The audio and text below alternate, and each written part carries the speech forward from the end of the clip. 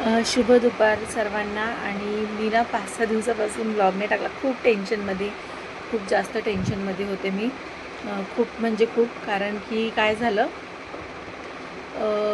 माझा मुलगा आहे, त्याचं इंटरनॅशनल कॉलिंग वगैरे चालू असतं जॉबचं, तो बघतो आणि त्याला थोडे थोडे असं फ्रीलान्सिंगचा जॉब करतो, तर त्याला थोडे थोडे असं भेटतात पैसे.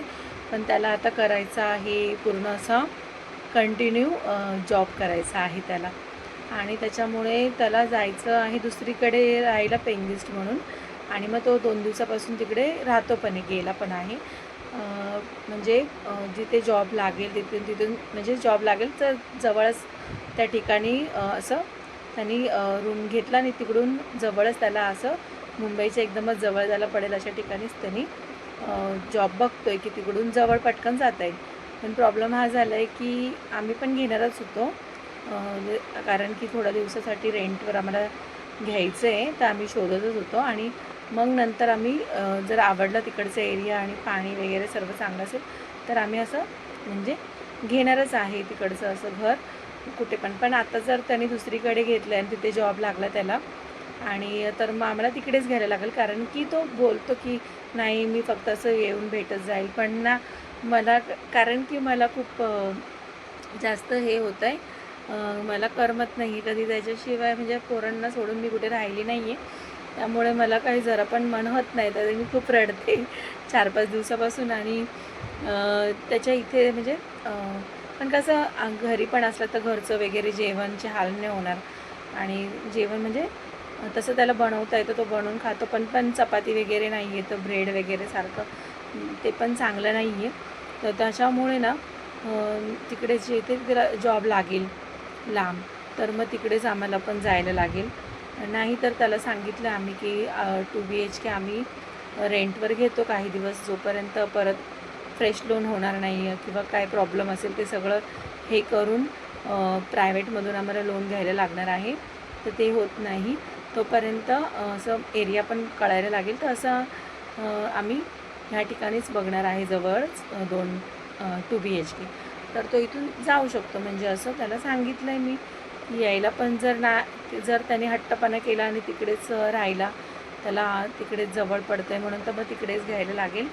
आणि तो घरी पण ऐकत नाही, बोलतो नाही आता मला जरा म्हणजे करायचं आहे तिकडे सगळं कॉन्सन्ट्रेट जॉबवर करायचं आहे मला, आता कोर्स करायचा, शिक्षण करायचं आहे, तर मी घरी ते हे नाही करू शकत. पण प्रॉब्लेम आहे की बाहेरचं जेवण अफोर्ड म्हणजे होणार नाही. आणि त्याला इतकं सर्व कामावरून जाऊन तो कसा करणार, मला ते टेन्शन आलं. आणि मला म्हणजे करमत पण नाही आहे खरं बघायला गेलं तर, की काय करू मग मी असं. तर मग आता त्याला जिथे जॉब लागेल तिथेच आम्ही बघणार आहे फ्लॅट रेंटवर. आणि मग तर आणि जर तो इथं जवळच आमच्या राहणार असेल तर जवळपास आम्ही 2 BHK बघणार आहे रेंटवर राहून. आणि मग त्याला जर तो राहत असेल आमच्याबरोबर तर मग तिकडेच आम्ही घेणार. पण आता जो जिथे आहे तो तर तिथेच राहणार आहे बोलता. आणि घरी अजून सांगत नाही आहे की येणार आहे की नाही, कारण की त्याला तिकडे जवळ पडतं आहे म्हणून. आणि ते पण बरोबर आहे, त्यामुळे तिकडे जायला लागेल.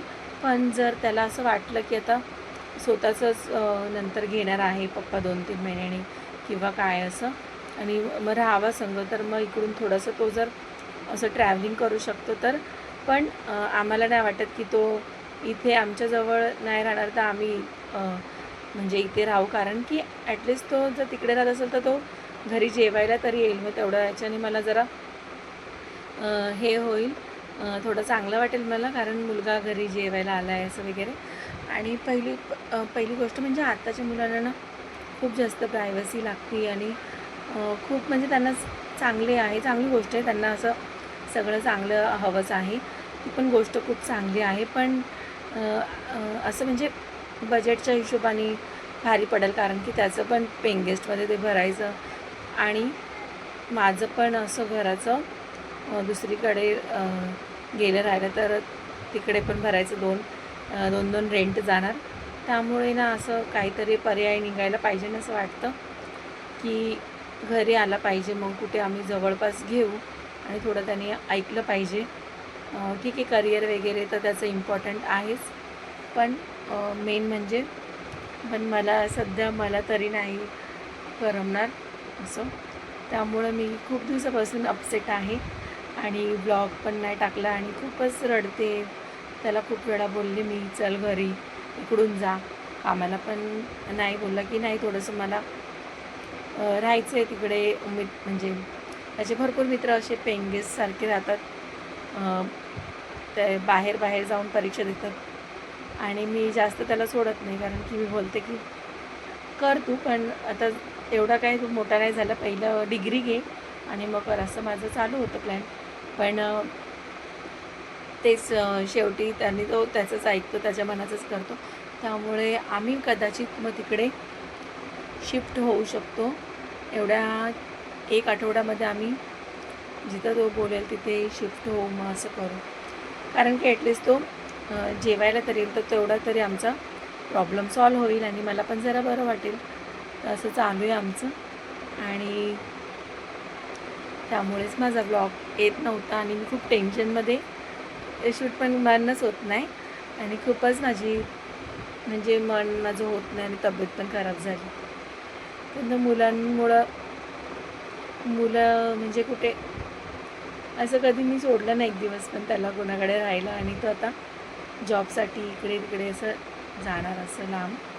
त्यामुळे कारण तो मधी बोललेला की मम्मी मी तर जॉबला विचार करतो आहे, स्किपच करू नाही जाऊ, पण हे माझं फ्रीलान्सिंगचं जे आहे त्याच्यामध्ये मी सर्व बनवून माझं स्वतःचीच असं कंपनी स्टार्ट करू शकतो, असं त्यांनी केली होती ते सर्व. त्याला खूप असं हे आहे, जॉब करायचे, पैसे कमवायचे, तर त्याच्यामुळे ते खूप चांगली गोष्ट आहे ह्या एजमध्ये पण.